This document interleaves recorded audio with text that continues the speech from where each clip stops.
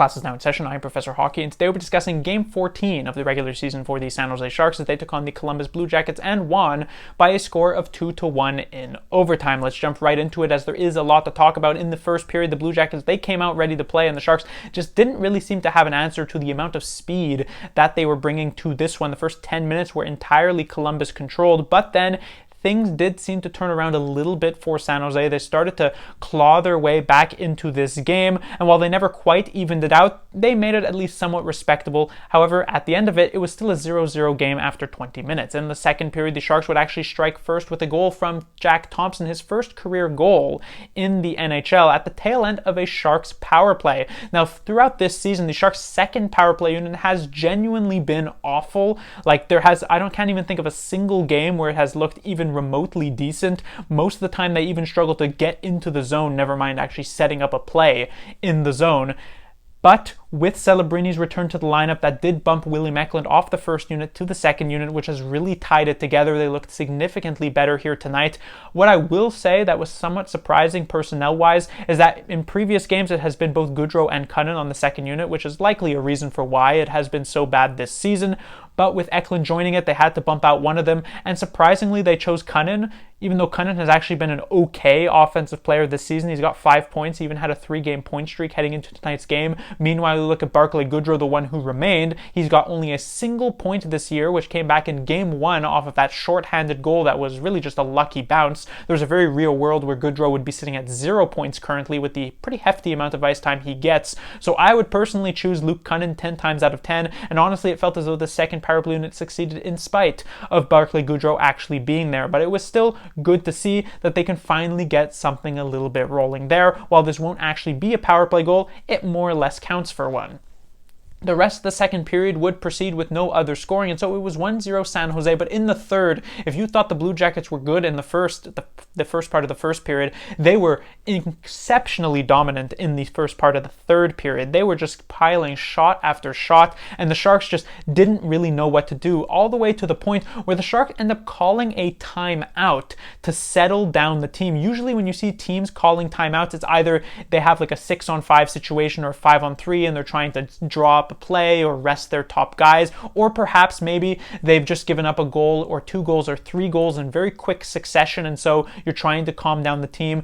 For the Sharks in this position, they hadn't even given up a goal yet, and yet they've been getting so pushed in that Warsofsky felt the need to try and get everyone back on the same page. But it didn't even end up working out, because pretty soon after, it is Marchenko who gets the tying goal. After that, things did turn around at least a little bit for San Jose. They wrested a bit of control back. They had a couple of offensive zone shifts. They even ended up drawing a penalty with about 3 minutes to go in the third period, which ended up eventually bringing this game into the overtime. In that overtime, this one did go at least a little bit of time, and eventually it was Alex Wenberg who gets the game winner. He skates through the entire Blue Jackets team and then wires a very nice shot over Merzlikins, the Blue Jackets goaltender, usually known as more of a playmaker, but when he can take that shot, he does do so, and he's got a good one. So that ends up taking this victory for the San Jose Sharks. Really, they'd managed to snatch victory from the jaws of defeat, because I would say 99 times out of 100, the Sharks would end up the loser here tonight with just how well the Blue Jackets played, but they managed to hit the 1% and they get the 2 points. Moving on to the players to talk about, there are a couple of substitutions that do need to be noted. On the forward side, we, of course, I've talked about this in my video yesterday discussing the return of Celebrini to the lineup. We have both Cardwell and Gushin stepping out of the lineup, and not only stepping out of the lineup, but actually getting demoted back to the Barracuda. I wasn't surprised with the case for Cardwell. While I would think he would actually be a slightly better player on the fourth line than maybe someone like Carl Grundstrom could, I am fully understanding for why he's sent back. The Barracuda definitely could use his presence there.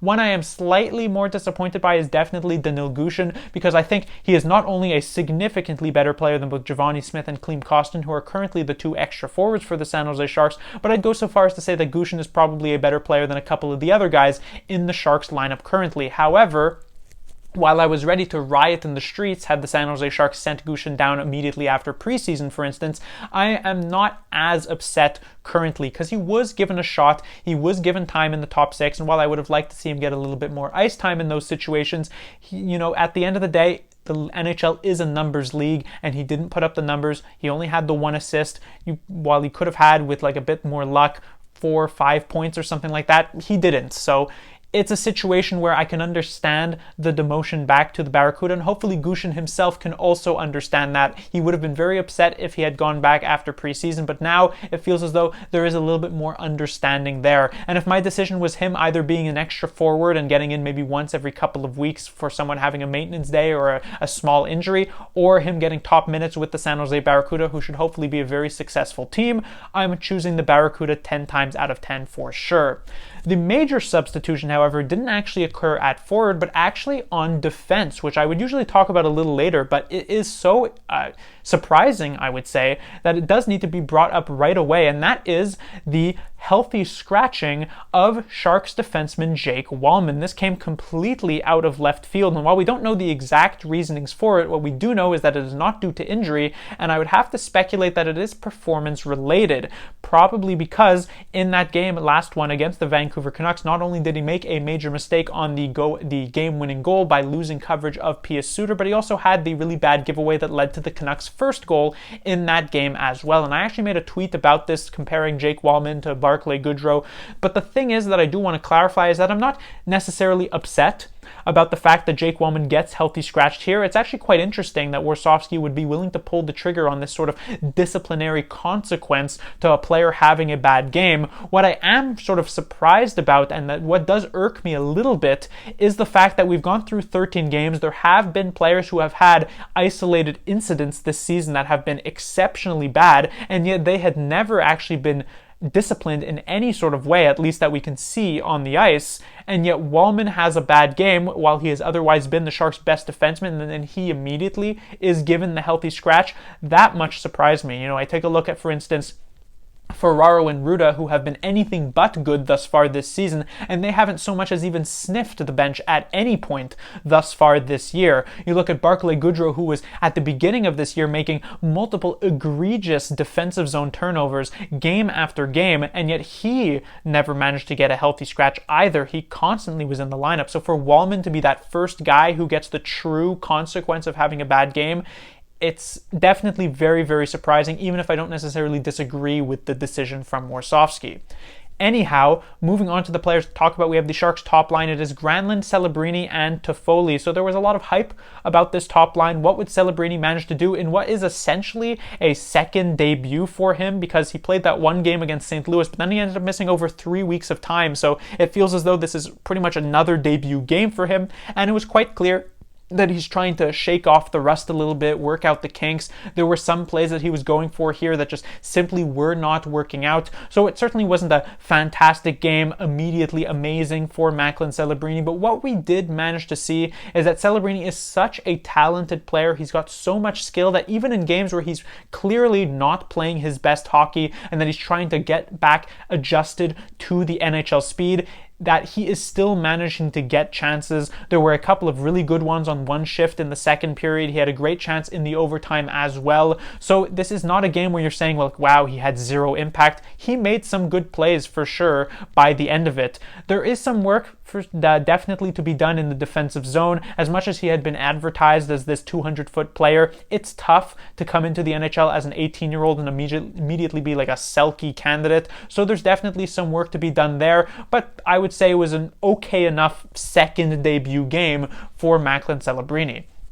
I was slightly more disappointed by his line mates, who are not playing they are not returning from 3.5 week injuries. They've been playing the entirety of this season. Mikael Granlund, I was hopeful to see him really shine in this game. He's been so great this season. He's been the best player for the Sharks this season. And so going up with someone as highly talented as Macklin Celebrini, I thought the sparks would fly, and yet they didn't really.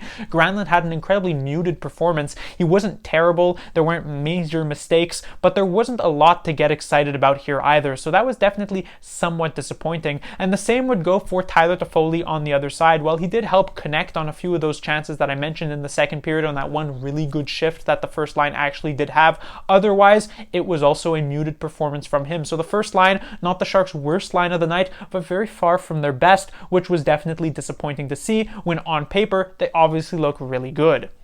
From the second line, we had Wenberg and Zetterlund being joined by William Eklund. Eklund was supposed to give a big boost to the second line, and a big boost he did give. Eklund, I thought, was perhaps the Sharks' best player this game. I thought he did a lot of very strong work. This was probably the only line for the San Jose Sharks that wasn't constantly hemmed into their own zone. Eklund was not only making some nice things happen offensively, though not exactly leading to tons of great chances, he was also making some smart defensive plays that helped limit what Columbus was doing on the ice most of the time. So it was great to see that, and Eklund, it's nice to see him getting the slightly easier matchups of the second line, and I think once the Sharks as a whole get better, hopefully moving forward, because this was kind of not an anomaly type of game, but the Sharks don't give up 50 shots against every single night. Hopefully Eklund will manage to get into these points, because it's been most of this season where he feels as though he's right there, he's right at the door, he's knocking at the door, and then he just can't seem to open it up and get a foot in there. Once that does happen, I think the points will really start to pile up.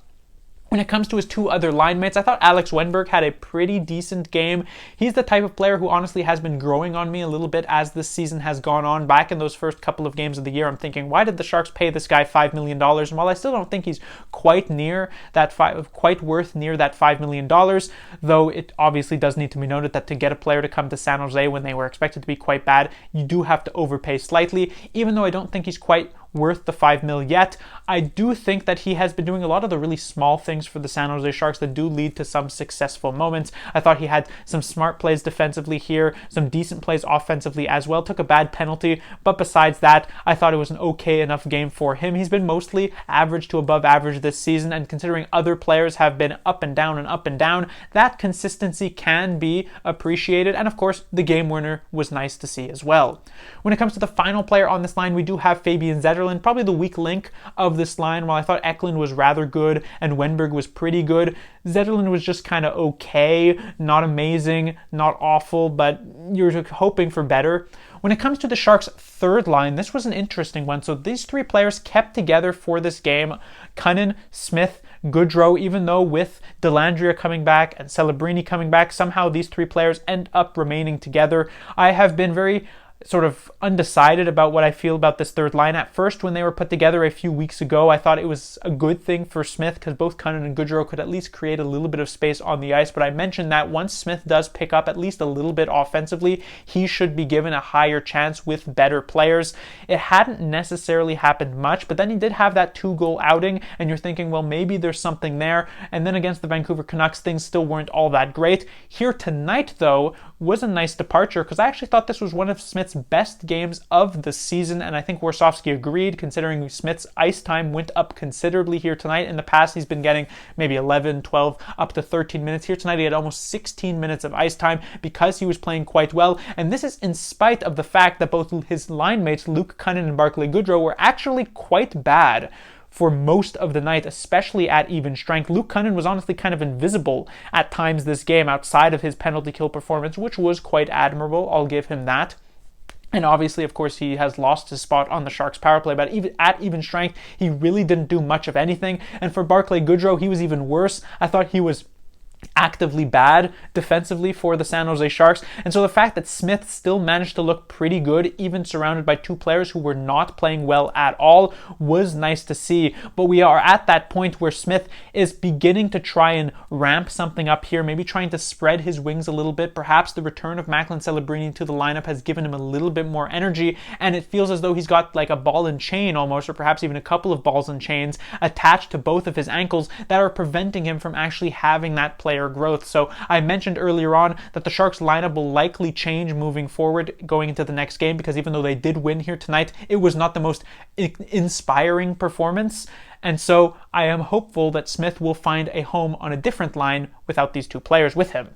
When it comes to the Sharks' fourth line, it was a tale of two games for these three players. In the first half of this one, you could make the argument that they were the Sharks' best line. They were actually the major reason, it felt as though, for why the momentum actually turned around in that first period after the Sharks were getting so beat up in their own zone for the first 10 or so minutes. This fourth line came out, they had a really strong offensive zone shift, and then from that point onward, the Sharks were looking a little bit better in that first period. But then came the second, where Grundstrom appeared to have scored the goal to make it 1-0, but however, on this set play for Sturm and Grundstrom, he had jumped the gun a little bit too much and got caught offside there.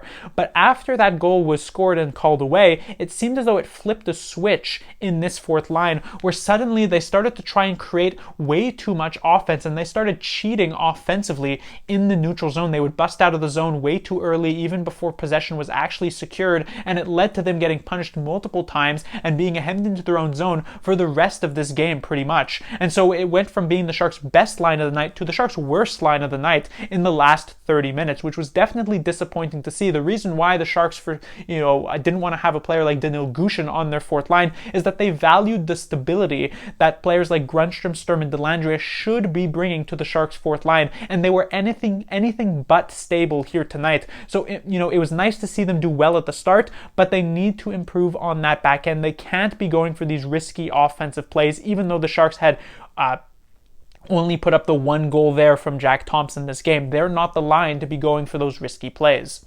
Then when we get to the Sharks defensively, we have the top pairing of Ferraro and Ceci. Of course, with Jake Walman being a healthy scratch, and this being a pairing that we saw put together halfway through that Vancouver Canucks game, the Sharks decided to run that as their first pairing, and it was an unmitigated disaster. We were hopeful that with Ferraro and Ruda being separated, that the Sharks could kind of get better in a way from a defensive standpoint, and that it was very far from being the case here tonight. Ferraro and Ceci, everything that could go wrong seemed to go wrong. There was puck watching, there were giveaways, there were failed clears, there were just many mistakes from both of these players. You can constantly talk about, in the case of Mario Ferraro, and say, well, he's so willing to sacrifice the body to make these plays. He goes for all these hits, he goes for all these blocks. There's a reason he leads the team usually in those categories, and it's because he is willing to do that. But there's also another reason on top of that. A major reason for why a team might have a lot of hits or a lot of blocks is that when you have to go for those plays is when you don't have the puck.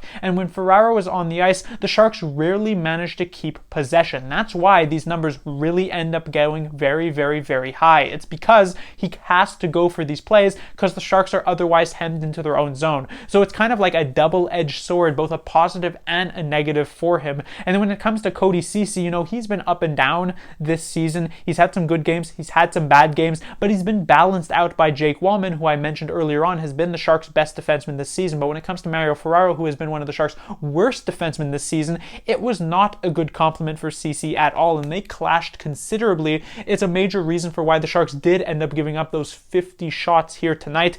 Not good, even remotely so. And once Walman does return to the lineup, hopefully for the next game, this should never be another pairing that we actually have to see again. I imagine Ferraro manages to maintain a spot in the Sharks' top four, both due to a lack of better options and because Ryan Warsofsky is in love with the type of player that Ferraro is, but realistically, he doesn't seem like much more of a third pairing defenseman at best at this point this season. When it comes to the Sharks' second defensive pairing, we have Thompson and Ruda. While Ferraro has seemingly gotten worse somehow from the separation of Ruda did seem to get at least a little bit better.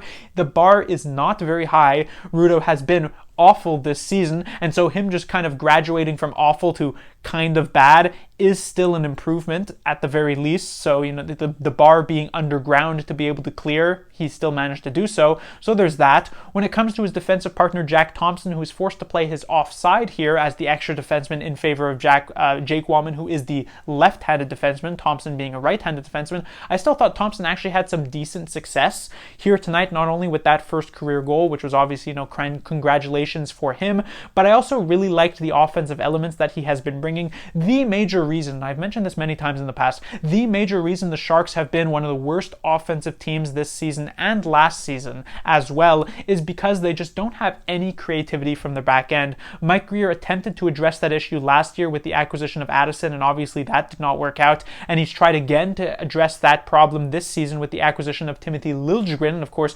results are still very early on to see just how much of an effect that will have, but the Sharks can use as much offensive help from the back end as possible, and while Thompson is not the second coming of Brent Burns or Erik Karlsson, he does have that ability to play at that level. We see him constantly getting this power play ice time, and for good reason. He made a few slick offensive plays, and of course this shot as well that made it 1-0 for San Jose. I do hope he manages to maintain his spot in the lineup once Jake Wallman does come back, because he certainly deserves it. It was a good game, and I'm excited to see where he can go from here. When it comes to the Sharks' third defensive pairing, it was an extremely up and down game for both of these players. Liljegren had a few really good plays, a few really bad plays in his own zone. There were times where he's pressured and he ends up making a really weak pass of, akin to a Mario Ferraro or a Jan Ruda. But then there were also times where he actually had some slick first passes out of his zone. So I'm cautiously optimistic about what Liljegren will end up bringing to this team moving forward. And then when it comes to Henry Thrun, it was a really rough start to this game for Henry Thrun. I thought his first 2 or 3 shifts were actively quite horrible, but as the game did go on, he got better and better, and it ended up being an okay night for him. And then finally we have the Sharks goaltender Vitek Vanacek, an outstanding performance for Vanacek, clearly far and away the best goaltending performance we've had this season. The only one that's even somewhat close would probably be Mackenzie Blackwood against the Dallas Stars. But besides that, this was quite clearly a step above. He had to stand on his head. The Sharks had no business actually being in this game. They easily could have lost this one 3-1, 4-1, 5-1, perhaps even more than that, if not for Vanacek making save after save after save, especially in that third period. The fact that he only let in the 1 goal to Marchenko is a minor miracle in itself. And so he was extremely good, and he helps not just secure the 1 point from going into overtime, but also both points in general. The Sharks, like I said, no business really being in this game, except for Vanacek carrying pretty much single-handedly. But that would do it for this review. The Sharks will be back in action on Thursday. They'll be taking on the Minnesota Wild. The Sharks had their hands full even handling the semi-weak on paper Blue Jackets team, who the speed and the pride that team has just overwhelmed San Jose. Now going into a much tougher matchup on paper like the Minnesota Wild, who have been really, really good and really, really successful this season. If the Sharks come out with a similar effort, they're going to get absolutely blown out. So they'll look to improve significantly if they want any sort of chance of winning again. Class dismissed.